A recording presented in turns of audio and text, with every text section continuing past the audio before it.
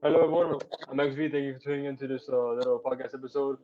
Over here I have Imari Milsap, who is for those of you who don't know who he is trying to become Miles Morales in the Marvel Cinematic Universe, the MCU, if you will. And currently he's making his own fan film. Um, he's writing, directing, and acting in this film. So Imari, again, thank you for tuning in. No problem. Thank you for having me. Most definitely. So before we get started, I just want to show you this because I am a big nerd myself, Marvel, DC, and I had to get this for my own self. Oh, that's cool. That's cool. So I did I do love seeing. So question, how are you today? Before I get started, how are you doing today, my friend? Today I'm feeling pretty good. I started typing my sequel a little bit more for the next time I film, and yeah, I've just been just thinking about writing other projects, other skits I can do with other actors and other people. Because me and my friends were also gonna start like making a film group, so Okay, that's I'm kind of like the front runner of the writers, so I'm also writing those too. that's awesome, dude. Again, just the amount of work you're putting into not only the first film but the second film, doing it at the exact same time is absolutely impressive, and I condone you for And I want to congratulate you myself for it about to come out very soon. I'm guessing the first Miles Morales. What was it called? It's Spider-Man Miles from Home. Miles from Home. Thank you. I kind of forgot the title for some reason. All right, so the character of Miles Morales was created in 2011 by Brian Michael Bendis and Sarah Pichelli, as you know. We've seen different iterations of the character being portrayed in cartoons, comic books, TV shows, if you will, and many video games, especially the new one that came out. What do you hope to bring to this version of your character that's different from the others? Hope to bring more of the comic aesthetic because I've seen a lot of performances of Miles Morales from Into the Spider-Verse, Spider-Man PS4, Spider-Man Miles Morales PS5, and they're all good, but the comics really show how different Miles Morales is from Peter Parker. Because in the comics, Miles hated his powers. He hated being Spider-Man. He hated the fact that he had to be a superhero. And in the show and in the movies and the games, it just shows like, oh, as soon as Miles got his powers, he's like ready to be a superhero. In the comics, it shows Miles is actually going through the struggles, the depression, the guilt. Instead of, I don't know how to explain it, but it shows more of how Miles is going to react in real situations instead of like going based off of the superhero logic. Once you get powers, you got to be a superhero. Miles, as soon as he had his powers, he didn't do nothing. He sat back. He tried to live the normal life for a little bit, but then after unspoken events, Peter Parker was killed right in front of Miles Morales, and that's what caused Miles to become Spider-Man because he had that guilt. He knew that he could have done something if he had his power. I mean, if he used his powers, and the fact that he just sat back there and watched it happen, he told himself, "I have to do this to repay my debt." It's basically him trying to repay his debt to New York and to Peter Parker and to his family because he he still blames himself, even though he's going through it. He still blames himself that it's my fault that Peter's dead. If I used my powers, he could have been alive. That's what I hope to show. I hope to show this version of Miles from the comics that this is Miles Morales. This isn't just another version of another Spider-Man. This is going to be something that shows Miles's real emotions, his real thought process, his real thinking process, how he's going to do things, how he's going to react to certain situations. I want to bring that and I want to show people that's what's going to happen. And that's how Miles actually is in the comics. Now I know we got a glimpse of what you're saying about the Miles Morales version, the comic version of Miles Morales. We got a very small glimpse of that in Spider Verse, but it wasn't really well elaborated. And I'm pretty sure that you're going to elaborate more on the mental psyche on what Miles is going through being Miles Morales, being Spider-Man in the future. So again, I'm very excited to see that. I'm sure many others are excited to see that. Um, I do know that like you got like many comments or DMs on Instagram and everywhere else on social media, how you're an inspiration, and everything else. So again, I want to say congratulations, my friend. And I really hope this goes well for you because I know it's going to be amazing, and I can't wait to see it. Thank you. That means a lot to me. Of course. Now, second question, because I know not many people realize the difficulty and hardships going into filmmaking. You taking that a step further, and not only directing, writing, and acting in this, but I want to know, how do you manage all of that along with doing the sequel?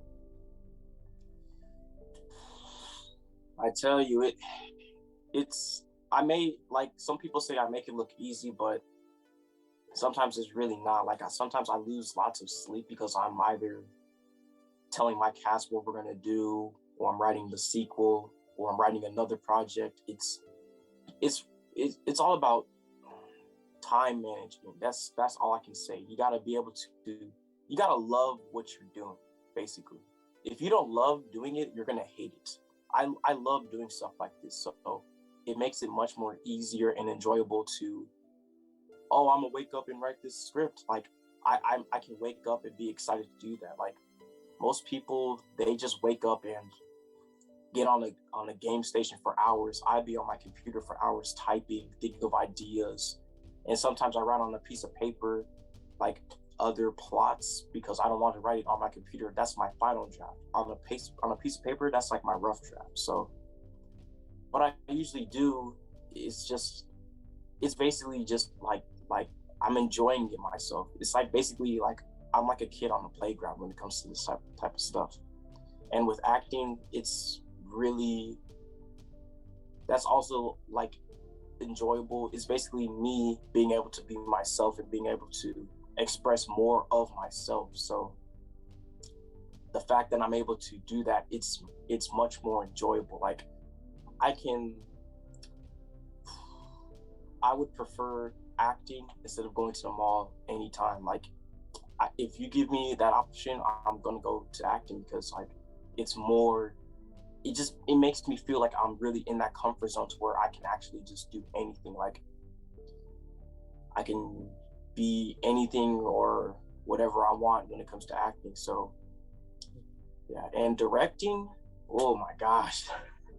Directing was never one of my strong suits because I never really got into directing. All I focused on was acting and writing. So when I first started directing Spider-Man Miles from Home, I was stuck for a little bit, but then I managed to get by most of the scenes because I told them how I wanted it to be. I wanted them to do this. I wanted them to do that, and they all listened perfectly. So I never really had a problem with them. What I mainly had a problem was with like telling them how. Like sometimes I'd be stuck because like, dang, like because I'm not the director type. I'm more of just an actor. So yeah, that's all. It's very understandable, the kind of difficulty that filmmaking brings, especially when directing, as you said, is not your strong suit. But stepping out of your comfort zone and doing what I think is way more than just a passion project, because obviously this film and this character means so much to you and to other people that you want to get it right. You want to envision and do things, and I would say very Stanley Kubrick like, and do it in your version, in a way that you can say, I'm proud of this version, and then the actual fans of comic books can say, this is Miles Morales. That's the thing too. I've actually been writing Spider-Man Miles from Home since middle school. Wow. Like I actually, like, hold on, let me see if oh yeah, it's right here. This is one of my old, kind of does. This is one of my old scripts for Miles from Home. I don't know if you can see it. I see it. Right there. Yeah. Yeah, this was all the way in middle school. This was my first draft, And I actually made I made like 7 drafts for Spider-Man Miles from Home, and I came up with the one that I'm writing right now was the finalized version. And yeah, in middle school, oh my god, I didn't really have a lot of fans in middle school. I had lots of haters, and I mean I had some fans, but not a lot. But majority of the time when I was typing my script, I was thinking so hard. And sometimes when people that didn't like what I was doing, they would like smack my computer out my hand, and I'd be like, oh, okay. Like usually I try not to like let myself fall into that part where I could just be like fight back, but then I just picked up my computer and just went back to writing, because I know if I let them get to me like that, I'm never going to be able to finish this. That's why I focused more on the script instead of them. And it's funny now, like when they see me now, they've seen me now in like with this whole new Spider-Man Miles from Home. Now they're all like giving me respect, and I'm just like, okay. I wasn't gonna be that spiteful person that's like, oh, you was hating on me in middle school, what happened then? I just said thank you, and I was humble with it, because I know if I let my ignorance and my anger get the best of me, it's gonna make me lose sight of what I'm actually trying to focus on. Because this goal needs all focus. I can't let a single thing get in the way. I can't let my anger, I can't let my ignorance get in the way of that, because I've worked really hard to get to this point. And last thing I want to do is have someone or myself ruin it for me. So that's why I ignore all that. I kept focused, and that's how I made it right here. And honestly though, the first version of this, I had to print this out because I was actually kind of proud of it. But I might produce this, but it depends. I don't know. That maybe in the future, maybe.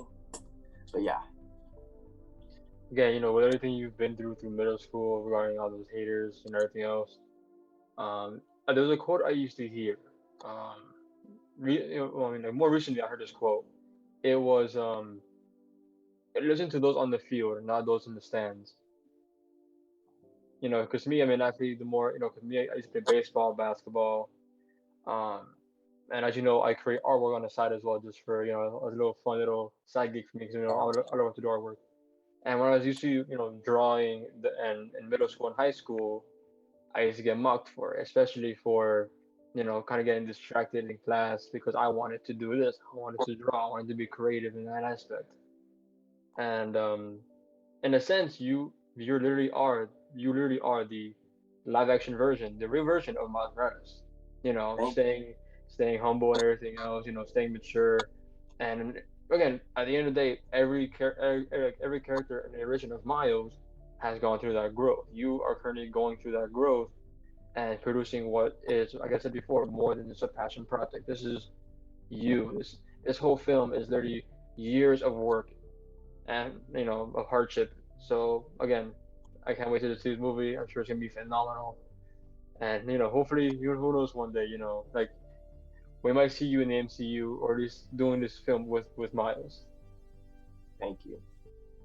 Now, the last question I want to ask you is again to the inspiration point. As I said before, you've been an inspiration to others in regards to not only working hard as an actor, but also bringing the character of Miles to life. Who was your inspiration when it came to filmmaking, and how would it feel if you could work with this person in real life?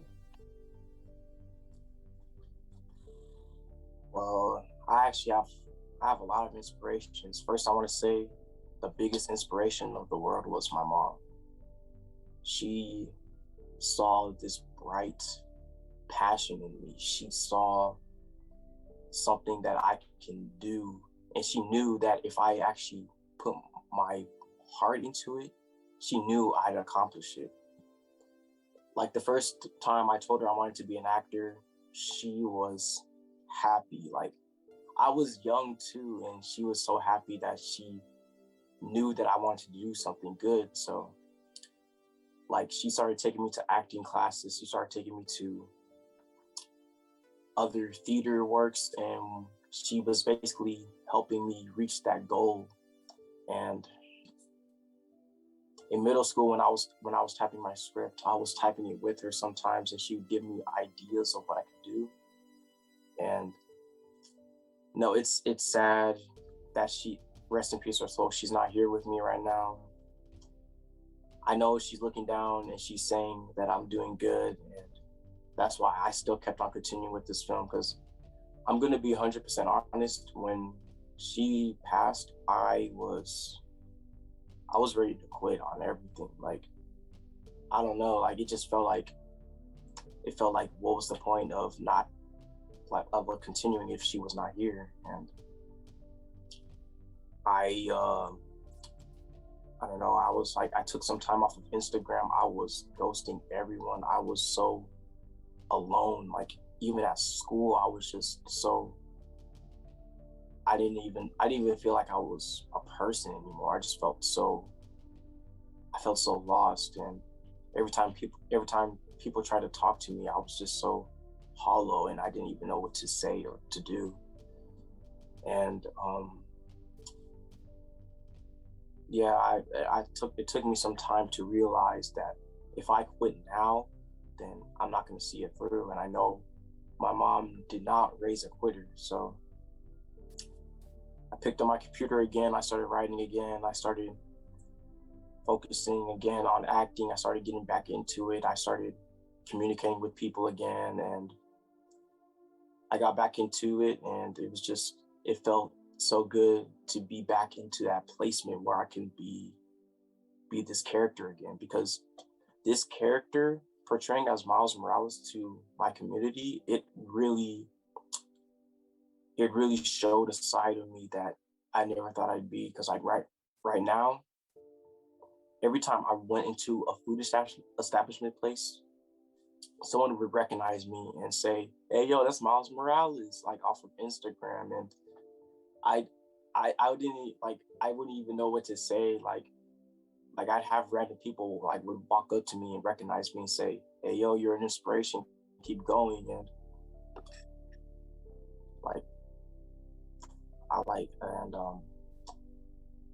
I don't know. It just made me feel more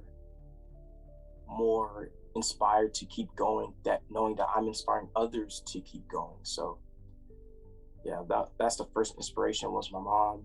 The second was Spider-Man. Like I was a young kid, and I was watching TV, just flipping through the channels, and then I see a guy crawling up a wall, and I was like, this is amazing. I have to keep watching this. So I got really into it, and I was just like, watching a guy climb up a wall, shoot webs out of his hands, carry a car with his bare hands was just like so amazing to me. And as a kid, I had like this little Spider-Man costume. I just run around my house just like pretending I was Spider-Man saving the city or something. It was a funny game I played. So, and yeah, I feel like I wouldn't be the person I am right now if I didn't watch TV that special day. It just made me realize that, hey, if he can do it, then I can do it. And yeah, like my other inspiration would be my dad too. He was really stern on me trying to do the right thing in life. He always wanted me to be respectful. He wanted me to be smart with my decisions. He wanted me to experience the world the right way. He didn't want me to experience it in jail or do anything bad to where I could end up in jail. So he made sure he taught me responsibility. He made sure he taught me how to respect others. And most importantly, he taught me to be a good man. Like, not a lot of people are good people now these days, so it's kind of a hassle to deal with people like that. So all I know is my dad, he'd be proud of me too. Rest in peace, his soul too. He's not here with me, but I know I can hear him right now saying, "You're doing a good job, and you're gonna make it far if you just keep going on down this right path." I'm sure both your friends should be proud of you, Mari. I'm pretty sure, if they were hurt today, again, I'm sorry for both your losses, but I'm pretty sure if they were hurt to this day, they'd be smiling, giving you the biggest hug they could, and I'm pretty sure they're still supporting you from, everything Thank else. So again, so that's all the questions I have for you right now. Again, thank you very much for being part of this. It's an honor being interviewing Miles Morales himself. thank you. So, and also before we go, I know something for you, if you will. Oh, So, you do know how I made you two designs back, I think a year ago or something like that, yeah. on for your little fan film. So, I took the liberty to make your movie an actual poster.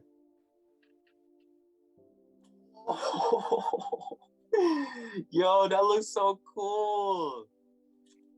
Yo. My friend is yours.